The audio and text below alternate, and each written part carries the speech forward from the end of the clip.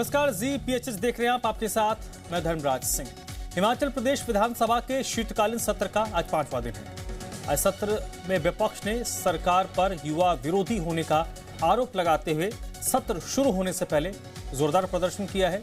हिमाचल प्रदेश विधानसभा के शीतकालीन सत्र का आज 5वां दिन है और आज का दिन भी काफी गर्म माहौल के साथ शुरू हुआ। सदन की कार्रवाई से पहले विपक्ष ने जोरदार प्रदर्शन करते हुए सरकार को युवा विरोधी करार दिया। प्रदर्शन के दौरान नेता प्रतिपक्ष जयराम ठाकुर ने मुख्यमंत्री सुखविंदर सिंह सुक्खू पर गंभीर आरोप लगाए। जयराम ठाकुर ने कहा कि प्रदेश की कांग्रेस सरकार ने चुनाव के दौरान हर साल 1 लाख नौकरी देने का वादा किया, लेकिन 3 साल बाद भी ये दावा जमीन पर नजर नहीं आ रहा।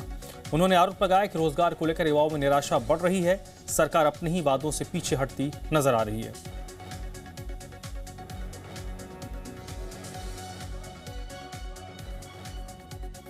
सरकार बनने के बाद भी इस गीत को कांग्रेस के मुख्यमंत्री के साथ उप मुख्यमंत्री और मंत्री सभी नेता दोहराते रहे कि नौकरियां देंगे, नौकरियां देंगे, नौकरियां देंगे। और आज 3 वर्ष का कार्यकाल कांग्रेस पार्टी का पूरा हो गया। 3 वर्ष के कार्यकाल में आपने इस बात को देखा होगा कि आउटसोर्स पर लगे हुए 10,000 से ज्यादा नौजवानों को नौकरी से निकाल करके घर भेज दिया गया। स्टाफ सिलेक्शन कमीशन हमीरपुर अभी तक 3 साल बीतने के बावजूद भी भर्ती की प्रक्रिया शुरू नहीं कर पाया। वर्तमान सरकार का क्या योगदान है? और यहां तक के जो नौकरियों के लिए हमने प्रोसेस शुरू किया था, इंटरव्यू हुए थे, बहुत सारे अभी तक जो है उनका 3 साल का कार्यकाल बीतने के बावजूद भी अभी तक नौकरियां जो उनको नहीं मिल पाई है, उनका रिजल्ट नहीं निकल पाए। जब से हिमाचल प्रदेश बना है, पहली बार ऐसी स्थिति होगी कि विधायक भी अंदर अपने क्षेत्रीय विकास निधि के लिए गिड़गिड़ा रहे। आप लोगों ने पिछली बार बोला कि हमने 4500 करोड़ रुपए का पैकेज दे दिया। कहाँ है वो 4500 करोड़ रुपए का पैकेज? इसलिए मुख्यमंत्री, आज तक ऐसा होता था कि कभी प्रदेश के अंदर कोई मुख्यमंत्री कोई बात बोलता था, उस बात की ऑथेंटिसिटी होती थी। लेकिन आज तो स्थिति ये आ गई है कि माननीय मुख्यमंत्री जी अगर बोल भी देते हैं कि मैं कल को ये करूंगा, ऐसा लगता है कि ये होगा ही नहीं। इसलिए लोगों में विश्वास की कमी आई है सरकार के प्रति, लोगों के मन के अंदर असंतोष बढ़ा है और पूरे हिमाचल प्रदेश के अंदर जो स्थिति आज देखने को मिल रही है, मुझे नहीं लगता कि अगली बार जो कांग्रेस है उसकी हालत बहुत पतली होगी और कांग्रेस जो है बड़ी बुरी तरह से अगली बार हार का सामना करेगी। ओके। विपक्ष में बैठी बीजेपी सरकार को युवा विरोधी होने का आरोप लगाती रही, तो दूसरी ओर सरकार के बचाव में कांग्रेस के विधायक भवानी सिंह पठानिया ने कहा कि प्रदेश सरकार युवाओं के हित पर लगातार काम कर रही है। जिस तरीके का आरोप बीजेपी लगा रही है, अगर ये सब सच है तो अपनी केंद्रीय एजेंसियों से जांच क्यों नहीं करवा लेती?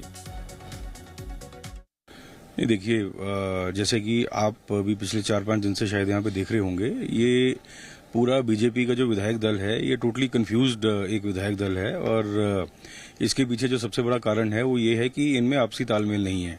जैसे कि 5 फैक्शन इनके ऑपरेट कर रहे हैं, वो 5 फैक्शंस में एक फैक्शन एक तरफ भाग रहा होता है, दूसरा दूसरी तरफ भाग रहा होता है। तो ये ना तो सदन को चलने देते हैं और जो मुद्दे भी उठा रहे हैं ये मुद्दे एकदम ही जो है तथ्यविहीन मुद्दे हैं।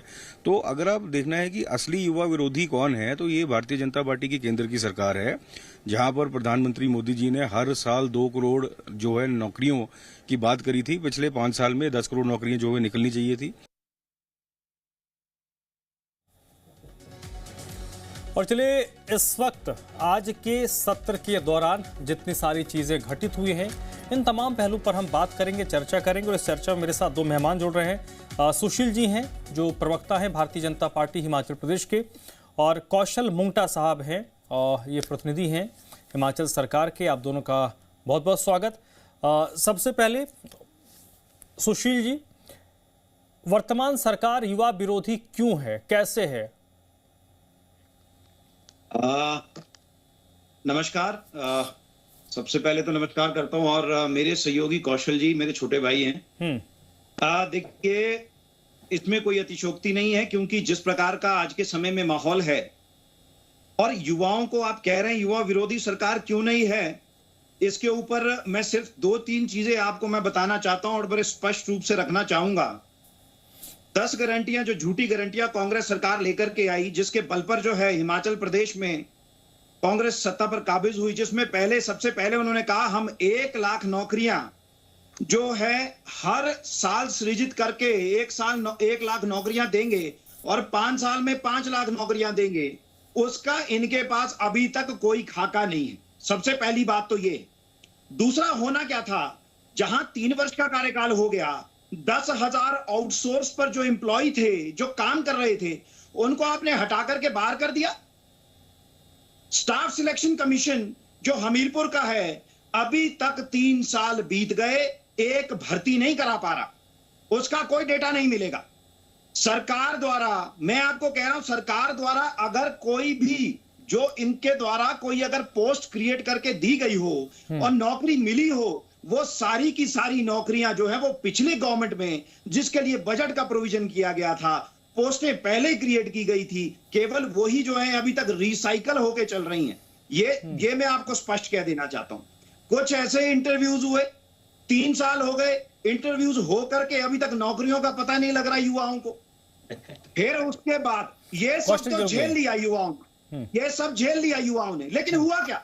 एक नई जॉब ट्रेनिंग की ऐसी पॉलिसी लेकर के आ गए जिसका ना अता ना पता। आप किसी को हायर कर रहे हैं, उसको 2 साल के लिए, आप जो बोल रहे हैं 2 साल के बाद वो दोबारा टेस्ट देगा। किस तरह का बेहुदा मजाक युवाओं के साथ हो रहा है नौकरी के नाम पर। अब इस पर आ जाएं कि पॉलिसी जो एक इस तरह से बनाई है इन्होंने, जिसका मैं समझता हूं ना सरकार को खुद को पता होगा और जो सरकार में लोग हैं ना उनको पता होगा कि इस पॉलिसी में दिया क्या है। युवाओं के लिए पहले कम से कम पिछली सरकार में मुख्यमंत्री की स्वावलंबन योजना चलती थी, उसको उठा करके बंद कर दिया गया। आज स्थिति यह है कि मैं इंडियन एक्सप्रेस का एक लेबर फोर्स का सर्वे देख रहा था, जिसमें आज अनएम्प्लॉयमेंट का रेट हिमाचल प्रदेश में 30% चला गया है। आप बोल रहे हैं युवा नाराज क्यों हो, और अगर वो 30% चला गया है, भैया नेशनल एवरेज 14% की है, आपने हिमाचल में डबल कर दिया। यह व्यवस्था पतन ऐसा आपने किया जिसका जो है सीधा असर केवल और केवल युवाओं पर पड़ा। हाँ, एक बात मैं कहना चाहूंगा यहां पर, नौकरियां अगर मिली तो किसी एक परिवार को जरूर मिल गई, जिनको इनके नेता तो कहते रहते थे, कांग्रेस के नेताओं ने कहा, खुले मंचों से कहा, अरे भाई पक्की नौकरी देंगे, 58 साल वाली देंगे, पेंशन वाली देंगे। लेकिन हुआ क्या? आज युवाओं को ठगा गया है। वो पेंशन वाली नौकरी तो छोड़िए, मैं आपको याद दिलाना चाहता हूं, जब कोविड का टाइम था, कोविड के टाइम पे आउटसोर्स पर मेडिकल स्टाफ भर्ती किया। उस समय का वो दौर था जब घर वाले अपने उसे मिलना तो दूर, उनको दूर से देख करके जो है केवल अपने आप को संतुष्ट कर रहे थे। उस समय मेडिकल जो स्टाफ एम्प्लॉयड किया गया, बाद में आपने उनको उठा करके बाहर कर दिया। क्या आपकी संवेदनाएं नहीं जागी? ठीक है सर, आपने ठीक है सर ठीक है सुशील जी आपके आरोप, ठीक है, आपके आरोपों की फहरिस्त बहुत लंबी है और कौशल मुंगटा आपके आरोपों को जब सुन रहे थे तो मुस्कुरा रहे थे। आपने बहुत सौहार्दपूर्ण माहौल से इस चर्चा की शुरुआत की थी, बातचीत की। जब ये जवाब देंगे हम भी मुस्कुराएंगे, क्योंकि जवाब है नहीं है। चलिए कौशल मुंगटा साहब, देखिए अब मैं क्या ही बोलूं, जो ढेर सारे आरोप आपके सरकार पर, आपके सरकार की कार्यशैली पर, सरकार के एक्ट पर, एक्शन पर बीजेपी की तरफ से लगाए गए। जल्दी से 1.5-2 मिनट में जवाब दे दीजिए सर। अच्छा, इनको आपने 3 मिनट बोलने दिया और इन्होंने छोटा भाई बोल दिया तो मैंने बीच में भी नहीं बोला। 3 मिनट देता हूँ, बोल लीजिए। अब जरा मुझे सुनने का भी पेशेंस रखिएगा। मैं इतना ही मिनट टाइम लूंगा, इससे 10 सेकंड कम ही लूंगा जितना इन्होंने लिया। ठीक है। सबसे पहली बात तो ये है कि जो इन्होंने गप्पे मारी यहाँ पर, जो पूरी गप्पे रटके लाए थे, इसलिए मुस्कुरा रहा था। सुन लो यार, सुन लो भाई, अरे सुन लो। सुनिए सुशील जी एक मिनट, सुशील जी एक मिनट। ये तो 5 सेकंड में रोगे, ये तो 5 सेकंड में रोगे। अरे भाई शुरू तो करने दो, मुझे जवाब तो देने दो। सुन लीजिए भाई, सुन लीजिए, अरे कड़छोली जी सुन लीजिए, अरे गप्पे नहीं सुन लीजिए, गप्पे मत मारिए, सुन लीजिए। ठीक है ठीक है ठीक है। अरे अगर शब्द नहीं दे रहे, गप्पे शब्द से कोई आप ही बोलिए, आप ही बोलिए। चलिए ठीक है ठीक है, एक मिनट ठीक है। सुशील जी आपने ठीक है दोनों कोटे गिरा दीजिए। सुशील जी आपने वो एक शब्द जो उन्होंने कहा उससे आपको आपत्ति थी, आपने आपत्ति दर्ज करवा दी। कौशल मुंगटा साहब ऐसी वर्ड्स इस्तेमाल कोशिश कीजिए ना कीजिए जिससे, क्या गप्पे मारना एक बुरा शब्द ठीक है? बुरा नहीं है, जिस सिनेरियो में आप कह रहे हैं उनको अगर असहज लग रहा है तो अवॉइड कीजिए भाई साहब, क्यों समझ आया होगा। मुझे एक लिस्ट दे दीजिए, टॉपिक आ जाइए, कौन से शब्द बोलने हैं, कौन से नहीं बोलने हैं। कौशल मुंगटा साहब जवाब सुन लीजिए। हाँ जवाब दीजिए, अब जवाब दीजिए। पहली बात अरे सुन लीजिए भाई साहब, पहली बात इन्होंने कहा कि हमारी सरकार ने जो पिछली सरकार भर्तियां कर रही थी वही भर्तियां हम जो करवा रहे हैं, वही हम लोग जो है इसको कंटिन्यू कर रहे हैं। अब मैं बताता हूं आपको, एक था इनका पुलिस का पेपर करवाया था जयराम ठाकुर ने, जिसका जो नीलाम कर रहे थे 2-2 लाख रुपए में, 3-3 लाख रुपए में। मुर्गियां जो बेचते थे ना उन्होंने भी खरीदा, ठेले पर जो मोमोज बेचते हैं उन्होंने भी खरीदा। फिर करवाया इन्होंने पटवारी का पेपर, उसको भी नीलाम किया। इनके सारे जो है बिचौलिए पेपर को बेच रहे थे। फिर इन्होंने उसके बाद जो कोविड के टाइम की बात कर रहे थे तब इन्होंने उस वक्त वहां घोटाले किए। भर्तियां नहीं कर रहे थे, घोटाले कर रहे थे, पेपर नीलाम कर रहे थे। अब मैं बताता हूं आपको हमने क्या किया। सबसे पहले हमने 3000 भर्तियां बैच वाइज टीजीटी की। उसके बाद हमने 1500 भर्तियां जेबीटी की बैच वाइज की। उसके बाद हमने 2061 हमने वन मित्र रखे। उसके बाद हमने 1100 हमारी नर्सिस रखी, स्टाफ नर्सिस रखी। उसके बाद हमने आईजीएमसी में ही मात्र एक ही हॉस्पिटल में 112 नर्सिस रखी। आप सुनते रहिए। उसके बाद हमने 5000 पैराफिटर, पंप ऑपरेटर और इलेक्ट्रिशियन रखे, जो कि हमारी सरकार में हमने रखे। अब सुनाता मैं इनके कारनामे आपको। ये करवाते थे मल्टीटास्क भर्तियां करवाते थे और हमारी महिलाओं से, हमारे बुजुर्गों से सीमेंट के कट्टे उठवाते थे, फिर दौड़ाते थे उनको, उसको भी नहीं कर पाए 1100 ये। तो अब मेरा बोलने का मतलब ये है, मैं ये मानता हूं हमारा जो यूथ है वो जो जॉब ट्रेनिंग पॉलिसी है उसका विरोध कर रहा है। मैं बड़े खुले मन के साथ कहता हूं, उनका जो विरोध जॉब ट्रेनिंग शब्द को लेकर है, मैं ये सरकार का प्रतिनिधि होने के नाते मैं मानता हूं कि सरकार इस पर दोबारा जो है विचार कर रही है कि जो ये शब्द है, क्योंकि हाई कोर्ट और सुप्रीम कोर्ट की गाइडलाइन है कि आपको कॉन्ट्रैक्ट शब्द खत्म करना है, रेगुलर नौकरियां नहीं देनी है, उसको लेकर के ये बीच का रास्ता निकाला गया था। परंतु जब पूरा प्रदेश का युवा ये बोल रहा है कि ये जो शब्द है, ये जो कॉन्ट्रैक्ट से आप जॉब ट्रेनिंग की तरफ जा रहे हैं, इस असमंजस वाली बात है। अब सुनिए मेरी बात, मैंने एक्सेप्ट कर लिया, आई एडमिट कि हम इस पर पुनः विचार कर रहे हैं। माननीय सुखविंदर सिंह सुक्खू जी ने ये बात स्पष्ट कर दी है। पर जिस प्रकार से भाजपा के लोग बोल रहे हैं कि भर्तियां नहीं हो रही है, अरे 2 करोड़ नौकरी तुमने भी कहा था कि भाई हम हर साल देंगे, कहां गई भाई 2 करोड़ नौकरियां? उसको क्या अडानी को दिया आपने या अंबानी जी को दिया आपने वो 2 करोड़ नौकरियां? वो कौन से कारखाना? और 54 जब से देश आजाद हुआ है ना जी, ये मेरा आंकड़ा नहीं है, ये देश की उन संस्थाओं का आंकड़ा जो मोदी जी सरकार चलाते हैं।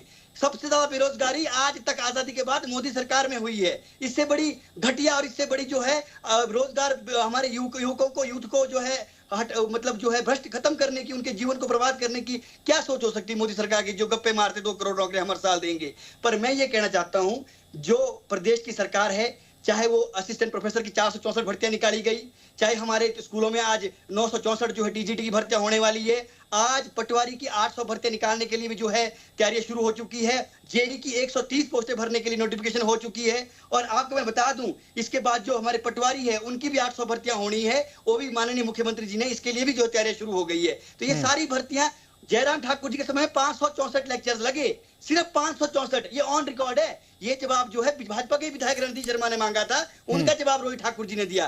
पूरे 5 साल में 564 लेक्चर हमने भर्ती 4500 बैच वाइज दी। तो आप क्या एक छोटे से स्टेट के अंदर जितनी भर्तियां हम जो जनरेट कर पा रहे हैं उससे भी अधिक हमने की है। हाँ, इस बात को भी मैं मानता हूं कि सरकार ने जो बात की थी कि हम हर साल 1 लाख नौकरियां देंगे और 5 साल में 1 लाख नौकरियां देंगे, उस पर हमारी सरकार जो काम कर रही है, परंतु वो जनरेट नहीं हो पा रही है। और प्रदेश की जो आर्थिक स्थिति है वो सबके सामने है। पर मैं फिर बोलता हूं, मैं वो आदमी नहीं हूं जो गप्पे मारता हूं, जो अपनी कमियों को नहीं स्वीकार करता। मैं स्वीकार करता हूं कि जिन चीजों पर हमें खरा उतरने की जरूरत है उनमें हमें काम करने की आवश्यकता है। हमारे पास 2 साल है, मैं वो काम नहीं करता कि मैं यहाँ पर गप्पे मार के निकल जाऊं। जो भर्तियां हुई है वो ऑन रिकॉर्ड है, जो होगी वो भी ऑन रिकॉर्ड है। कौशल मुंगटा जी, परंतु ये बोलना, इन जो पेपर नीलाम करने वाले लोग, मुर्गी वालों के पेपर बेचने वाले लोग, जिन्होंने 2-2 हजार रुपए में पेपर बेचे, ठीक है कौशल मुंगटा जी, ठीक है, तो शर्म की बात है। ठीक है सुशील जी, बहुत सारे आप पर भी आरोप आगे, रिस्पॉन्ड कर दीजिए आप। नहीं, मैं केवल बहुत 2-3 बात और बहुत स्पष्ट करूंगा। आज कौशल मुंगटा जी डिबेट में है, पर तैयारी करके नहीं आए, इस बात का दुख हो गया। अच्छे प्रवक्ता है, मैं अच्छे जानता हूं इनको, मेरे छोटे भाई आज तैयारी करके नहीं आए, कोई बात। कौशल मुंगटा जी, ये नोटिफिकेशन है जॉब ट्रेनिंग पॉलिसी की, समझिएगा। इसको 4 पेजों का, भैया सुन लीजिए, आपने बोला मैंने सुना, सुन लीजिए, धैर्य रखिए।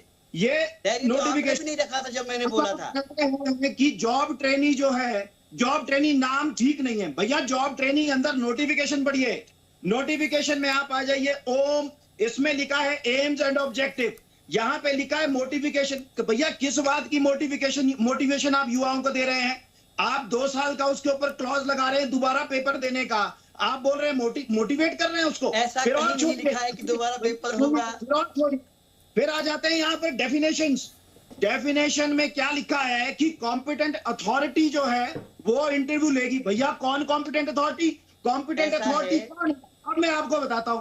कॉम्पिटेंट अथॉरिटी इनके नेताओं के अपने निजी लोग, इनके नेताओं के सगे संबंधी जो ये हायरिंग एजेंसी चला रहे हैं। और आप इस पे आ जाइए, अब युवाओं के साथ भद्दा मजाक क्यों है? उसके बाद प्रोविजन में 3rd क्लॉज दिखाता है, सुन लीजिए, मैं आपको सुना दूं 3rd clause. Any benefit available to the government employee on regular basis shall not be given to a candidate engaged under this scheme. The candidate engaged under this scheme cannot claim such benefit in this regard. भैया साफ साफ लिखा है, जो व्यक्ति 2 साल के लिए रहेगा उसको रेगुलराइजेशन का कोई बेनिफिट उसमें नहीं मिलेगा। और सुनिए, आपके बीच में मैं नहीं बोला, आप सुनिए, आपकी बारी आएगी जवाब। आप बोले, आप बिल्कुल बोले। आप प्रोविजन में आ जाइए, प्रोविजन में 8वां पॉइंट आता है। कौशल मुंगटा जी, आप तैयारी करके पढ़ाइए। 8वां पॉइंट बोलता है सिलेक्शन। भैया पढ़ाइए, आपने कहा अरे मैं पढ़ के बैठा हूं यहाँ पर, आप मुझे मत बताइए, मैं पहले कह चुका हूं, माननीय मुख्यमंत्री से बयान दे चुके हैं सदन के अंदर कि जो है इस पॉलिसी को सिर्फ और सिर्फ हाई कोर्ट और सुप्रीम कोर्ट के आदेश के अनुसार बनाया गया है और उस पर बिल्कुल कार्य हो रहा है। लीजिए कौशल जी, आप बोल रहे थे, मैं सुन रहा था, धैर्य रखिए, संयम रखिए। अभी आपके पास 2 साल है, अभी आप 2 साल सरकार के लिए भाई, अभी आप हैं, अभी आप कर सकते हैं। बहुत बढ़िया, बहुत बढ़िया। 8वां प्रोविजन बोलता है selection for engagement under this scheme shall be made only through the authorized agency। ये कौन है भैया ऑथराइज्ड एजेंसी? ये ऑथराइज्ड एजेंसी सरकार है, रखने वाली भी सरकार है और सरकार को पूरा अधिकार है कि वो जो गाइडलाइन सुप्रीम कोर्ट और हाई कोर्ट की है उसको कैसे इम्प्लीमेंट। एक मिनट, सुशील जी, आप देखिए, अब अरे एक मिनट, सुशील जी, कौशल जी, अरे सुशील जी, पूरा वो नोटिफिकेशन पढ़ने की जरूरत नहीं है, समय जाया हो जाएगा, हमारे पास मुश्किल से समय, नोटिफिकेशन को रहने दीजिए। क्या इन्होंने नहीं पढ़ा है? ठीक है, रहने दीजिए। मेरे नहीं, अब देखिए, आप नहीं पढ़ा है सर, एक मिनट सर, सुनिए सुशील जी सुनिए। अब एक मिनट, आप इस वक्त विपक्ष में हैं, वो सत्ता पक्ष में है। पब्लिक ने उनको मैंडेट दिया है, वो अपने हिसाब से उन चीजों को एग्जीक्यूट करने की कोशिश कर रहे हैं। आपकी एक जिम्मेदारी है कि आप उनको चेक एंड बैलेंस विपक्ष सत्ता पक्ष को बनाकर रखता है। मेरा मूल प्रश्न यह है कि जो चर्चा आज हम जिस विषय पर कर रहे हैं, सदन के अंदर क्या उस तरीके की चर्चाएं हो पा रही हैं? क्योंकि 5वां दिन है, आज गुजर चुका है, विधानसभा का आउटपुट क्या है 5 दिनों का? देखिए, उस पे मैं आपको देखिए बहुत स्पष्ट बता दूं, अगर आज सदन में नारेबाजी हुई है और सदन के बाहर आके प्ले कार्ड्स दिखाए गए हैं, वो गलत नहीं है। गलत क्यों नहीं है? क्योंकि विपक्ष का काम है आवाज को उठाना और आवाज को बुलंदी से उठाना। और अगर आवाज को उठा रहे हैं तो ऐसे नहीं उठा रहे हैं, उसके पीछे एक लॉजिक है। अगर पुलिस की भर्ती जो है अभी हाल फिलहाल में प्रदेश में हुई है, वहां पे चीटिंग का खुलेआम काम चला, सीसीटीवी को नॉन ऑपरेशनल कर दिया गया और वहां पे रिटर्न कंप्लेंट्स हुई, लेकिन दबाने का काम किया। इस पर वहां पे जो है सदन में बातचीत हुई है। युवाओं के लिए कॉर्पस फंड की बात हुई थी कि भाई युवाओं को मोटिवेट किया जाएगा। आज उस फंड का कोई पता ही नहीं है, कोई बेनिफिट युवाओं को नहीं दिया गया, उस पर वहां पे चर्चा हुई है और बाहर प्ले कार्ड लेके इन्होंने बात की है। और जो मेन मुद्दा इसमें रहा वो जॉब ट्रेनिंग का रहा। हमारा केवल यहां पे इतना मानना है कि ये जो जॉब ट्रेनिंग की पॉलिसी है, जो इसको एग्जीक्यूट नहीं किया जाना चाहिए, ये युवाओं के साथ धोखा है और इसको वापस लेना चाहिए। और दूसरा जो इन्होंने 1 लाख रोजगार की बात की, हर साल 1 लाख रोजगार दिए जाएंगे, उसको 2 करोड़ मुझे भी चाहिए, 2 करोड़ दूसरा चाहिए, सुन लीजिए चलिए ठीक है। हाँ, गलत बात बोलेंगे तो क्यों सुनेंगे? 1 लाख कम होता कि 2 करोड़ ज्यादा होता कि 1 लाख ज्यादा होता है? आप मुझे बताइए, अगर आप इतने धर्मवादी है, अगर चलिए ठीक है। कौशल जी रिस्पॉन्ड कर दे। हाँ, कौशल जी बोलिए। नियमित भर्ती प्रक्रिया, आप भैया आप मुद्दे को हिमाचल में रखिए, आप नेशनल प्रवक्ता में। क्या हिमाचल हिंदुस्तान का पार्ट नहीं है? क्या हम हिंदुस्तान के जो है राज्य, हिंदुस्तान के राज्य अंग नहीं है? क्या हम हिंदुस्तान को कॉपरेट नहीं करते? क्या हिंदुस्तान को टैक्स नहीं देते सरकार को? भारत की ये क्यों बंद कराएंगे? बिल्कुल जवाब दे रहा हूँ, मैं इसी का ही जवाब दे रहा हूँ सुशील जी, मैं इसी का ही जवाब दे रहा हूँ। सुन लीजिए मेरी बात को, मैं फिर बोल रहा हूँ कि हिमाचल प्रदेश का यूथ, मैं चैलेंज करता हूं इस पर से, मुझे भी गाली पड़ सकती है, आपको भी पड़ सकती है, मैं चैलेंज करता हूं, अगर कोई भी माई का लाल ये बोल दे कि 5 साल में जितनी भर्तियां भाजपा ने करी और उसके ज्यादा हमने 3 साल के अंदर करके दिखा दी, अगर कम होगी मैं यहीं पर इसी मंच से माफी मांगूंगा। और मैं फिर बोल रहा हूं, ये चाहे सुशील कोटचोली जी करें, चाहे अंकल साहब आप कर लीजिए, आपको चैलेंज कर रहा हूं, जितनी 5 साल भाजपा ने भर्तियां निकाली और जितनी 3 साल हमने की है उसका आंकड़ा रख लीजिए, मैं मान जाऊंगा कि भाजपा के लोग जो सच्चे पक्के लोग हैं। और सुन लीजिए, डबल इंजन की बात करते थे ये लोग, कौन सा इंजन था भैया आप लोगों का जो सीमेंट इकट्ठे उठा करके हमें मल्टीटास्क पर रख रहे थे? किसने शुरुआत करी मल्टीटास्क भर्ती की? इस भाजपा सरकार ने शुरुआत की मल्टीटास्क भर्तियों की, हमने शुरुआत नहीं की मल्टीटास्क भर्तियों की। और हमने तो 3 साल के कॉन्ट्रैक्ट को 2 साल किया हमारी सरकार ने। सीधी बात ये है कि गप्पे मारना आसान होता है, हमारी जो सरकार है वो सारे काम कर रही है और मुझे लगता है कि कम संसाधनों के बावजूद भी हमारी सरकार एक जो वर्ग है उसको लाभान्वित कर रही है। और दिल्ली की जो मोदी सरकार है वो हमारे हकों का हनन कर रही है। और जयराम ठाकुर का तो ये रिकॉर्ड था कि ना वो पुलिस की भर्ती बिना पेपर नीलाम किए बगैर करवा पाए, ना जीओआईटी का रिजल्ट निकाल पाए, ना वो नर्सिंग की भर्तियां कर पाए, ना वो एनटीए की भर्तियां कर पाए, ना वो आया की भर्तियां कर पाए, कुछ नहीं कर पाए 5 साल में। सिर्फ और सिर्फ क्या करते थे, नोटिफिकेशन निकालते थे और दिल्ली से नोटिफिकेशन कैंसिल हो जाती। चलिए ठीक है। एक मिनट साहब, मेरे पास एक मिनट। आपने मैं इनका जवाब मौका दे, मुझे भी मौका दो, इनको रोको। अब मैं आपको जवाब दे दूं।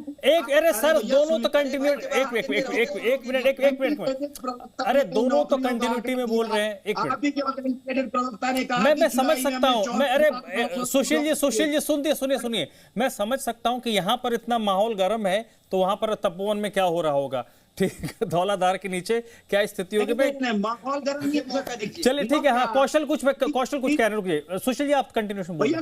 ठीक है, रुक जाइए। अरे सर रुक जाइए, सब रनिंग कमेंट्री करेंगे, समय खराब होगा ना। कौशल कुछ बोल रहे हैं, कौशल बोलिए। ठीक है, रुक जाइए सर रुक जाइए, प्लीज रुक जाइए, सुशील जी रुक जाइए। हाँ बोलिए, कौशल बोलिए। देखिए, ये भाई साहब अंडर प्रेशर आ रखे हैं, ये जो है बहुत अंडर प्रेशर आ रखे हैं। अब मैं बताता हूं सच्चाई क्या है। 4 महीने पहले इस पॉलिसी के बारे में चर्चा होना शुरू हो गई थी। इससे पहले भाजपा के लोग क्या मुद्दे उठा रहे थे? समोसा, पकौड़ा, जंगली मुर्गा और राधे राधे। जब इनकी किरकिरी पूरे प्रदेश की जनता ने की, इनको जो है गालियां पड़ी पूरी प्रदेश की जनता से, भाई विपक्ष का काम कर लो, अच्छे मुद्दे उठाओ, तब ये 4 महीने बाद सोया हुआ विपक्ष जागा। तब इनको याद आई कि भाई साहब एक पॉलिसी निकली थी जॉब ट्रेनिंग, उस पर जरा बात कर लेते हैं, और मुर्गे और समोसे पर बहुत बात हो गई। तो बड़ी शर्म की बात है। और बोल भी कौन लोग रहे हैं जिन्होंने पूरे देश की जनता को इतना गुमराह किया? जब से मोदी जी आ रखे, आज 14 साल हो गई है, 14-13 साल है, और 28 करोड़ जो रोजगार बन चुका है हमारा। पर मैं अधिक नहीं बोलना चाहता। सुशील जी पहली बार मेरे साथ जुड़े हैं आज, ये बड़े अंडर प्रेशर आए हुए हैं, इनके ऊपर बहुत दबाव है, क्योंकि मैं जितने भी लीडर से सबसे बहस कर चुका हूं, तो इनको मैं समझ सकता हूं। चलिए सर, देखिए एक मैं उम्मीद कर रहा था कि थोड़ी, अब देखिए आरोप, दोनों के पास आरोपों की लंबी फहरिस्त है। कोई 10 गिनवा रहा है तो सामने वाला 11 कर दे रहा है, 11 वाला 12वां कर दे रहा है। मोटे तौर पर जब मैं लगातार इस वक्त बात करता हूं तो कोशिश यही होती है कि जो सत्र के दौरान चीजें छूटी, जिन चीजों को होना चाहिए वो हो क्यों नहीं पा रहा। बहुत बहुत शुक्रिया आप दोनों का इस चर्चा में जुड़ने के लिए। सुशील जी, कौशल जी, आपका भी बहुत बहुत शुक्रिया, थैंक यू। तो मोटे तौर पर विधानसभा का सत्र चल रहा है और सत्र में कहीं ना कहीं गर्माहट नजर आ रही है, और अंदर भी बाहर भी, और उस बीच थोड़ा बहुत काम